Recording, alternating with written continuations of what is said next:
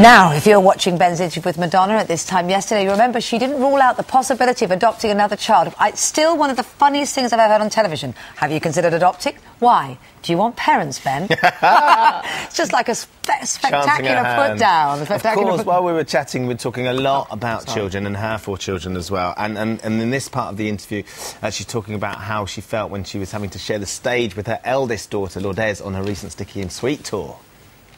Well, I'd done several rehearsals with my daughter, so I viewed her...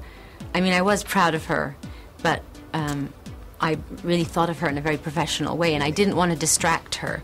So, and I checked her out a few times in the show, and she looked so chilled out and laid back and nonplussed by the whole thing that I was like, okay, well, I'm not worried about her. And bringing her into the video as well for Celebration.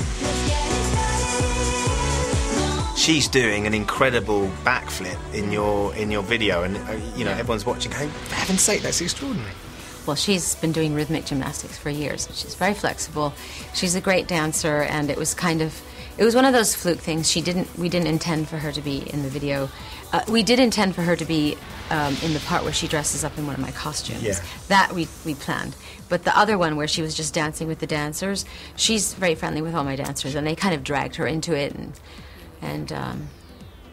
you know, it was just a small little piece. It's a small little piece where she does an incredible move that everyone, you know, that's awesome. Yeah, no, it's great.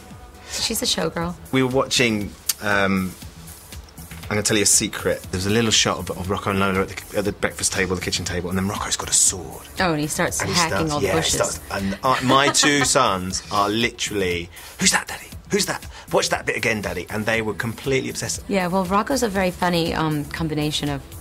He's sort of come out of his shell. When he jumped on stage to dance in my last show, I was shocked, actually.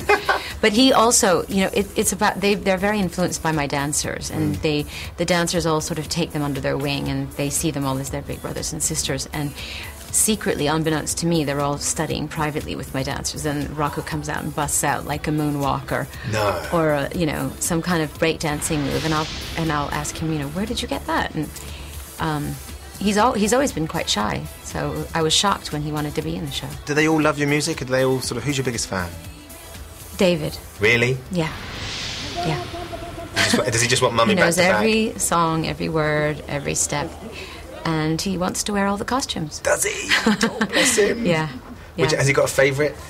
Yeah, he likes my dress that I wear in Ha Isla, that's what he calls it. Ha Isla. Would you change it if you could? Would you rather they could have a mum that was, you know, 9 to 5? Well, since I don't know what that means, I don't know if they'd rather have that. Anyways, they don't have a choice. They're stuck with the mother they have. And I think that they realize that there are pluses and minuses to it. I think sometimes they'd like to walk down the street and just feel like they're normal kids, and that happens.